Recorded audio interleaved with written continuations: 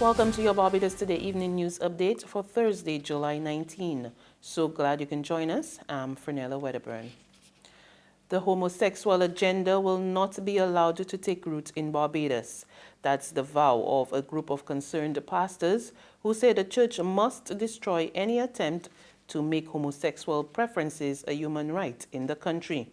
At a news conference today, the leaders who represent 20 churches listed 12 positions challenging the lesbian, gay, bisexual, and transgender community. Apostle Eliseus Joseph made it clear the church must take a stand. We are opposing and confronting the LGBT agenda, not the LGBT community. It's important that we make that distinction. We are targeting the agenda. And I think we all think that the church must make every attempt to challenge any agenda that propagates homosexuality or homosexual preference as a human right. He accused the LGBT community of trying to bully the general population into adopting homosexual behaviors. This is a classic definition of bullying. A small segment of the population wants to bully us into accepting their values, their norms. Whatever they want to do, that's their business. But don't impose it on our population. Don't impose it on our children. Members of the local medical fraternity got a sound town lashing from attorney-at-law Douglas Trotman on the issue of medical marijuana. In fact, he described them as cowards and hypocrites as he addressed a public forum on medicinal marijuana at the Lloyd Erskine Sandyford Center last evening. Trotman charged that local doctors refused to facilitate cannabis treatment for his ailing wife, Kathy Ann, who lost her battle with cancer earlier this year. He accused them of hypocrisy for now seeking to profit from government's plan to pursue medical marijuana production. What is happening now, everybody is jumping on the bandwagon. Because it's an opportunity to make some money, maybe start a new direction in your practice. But I am not going to sit and watch you fool people. That ain't happening. Anybody who knows me know that ain't going to happen. And if I got to sue anybody, I can do it for free. I want you all to remember that.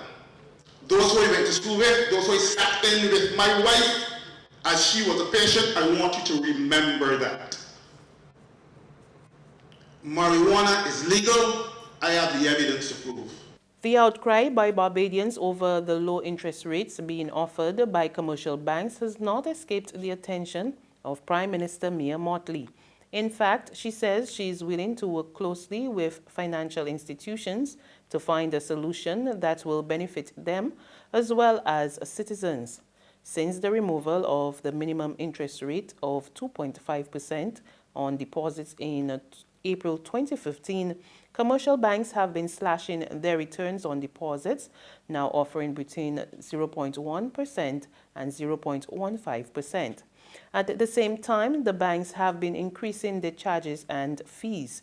Addressing the official opening of the CIBC Warren's Great House last evening, Mottley said that a national discussion was needed in order to address the issue. I don't ignore the elephant in the room, but I acknowledge it and to say to you that I look forward for our respective teams continuing to work together for a solution that will be of benefit to your institution and shareholders and to the people of Barbados, because what we did know was that we could not go forward with a solvency issue. We have to work together and to think outside of the box without necessarily affecting your balance sheet in a negative way, but also recognizing our obligation as a government to protect our citizens and to be able to ensure that their most important investment, for most of them, can be maintained but in a way that makes sense to everybody.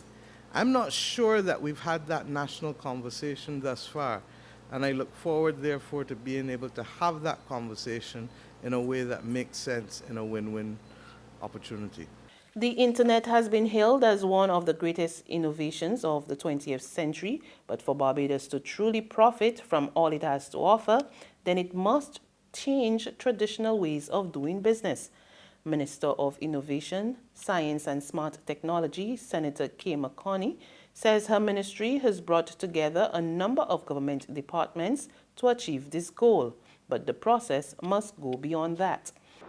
It will take, however, more than the consolidation of government departments for us to achieve what I refer to as positive disruption within the public service and indeed across the country. We recognize that there must be a shared sense of meaning among all stakeholders as we move forward, and such meaning is best shared when it is co-created.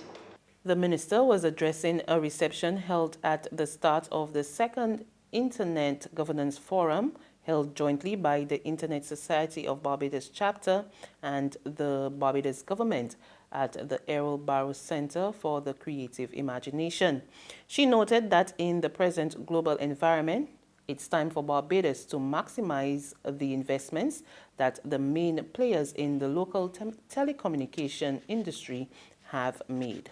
We have seen tremendous investment in modern telecommunications infrastructure, with cutting-edge networks that bring fiber to the home and offer speeds on par with most advanced global economies.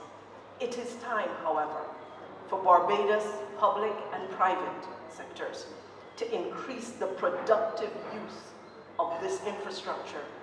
What is the good of technology if we continue to deliver services in outmoded channels and in a way that we have always done prior to the introduction of the internet? Fundamental global trends are challenging the way we do business as a government, as a business community, and as individuals.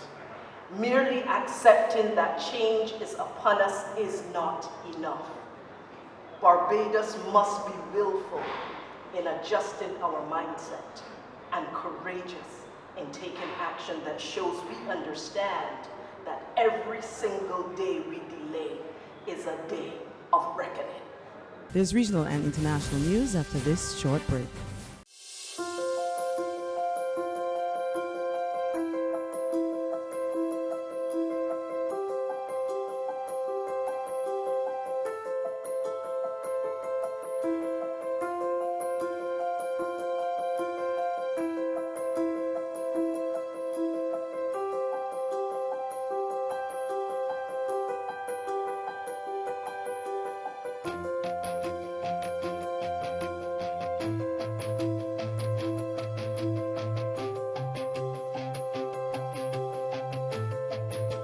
Barbados Today, news you can trust.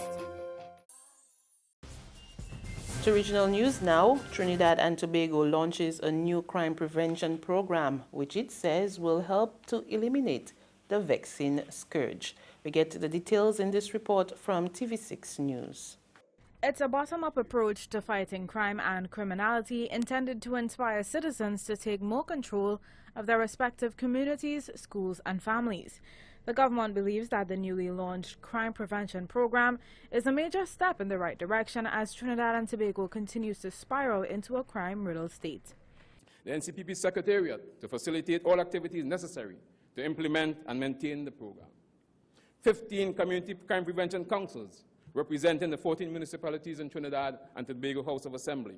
According to Minister of National Security Edmund Dillon, empowering the community is one of the most important mechanisms in crime fighting, but he also intends to equip law enforcement with new ways of improving the detection rate.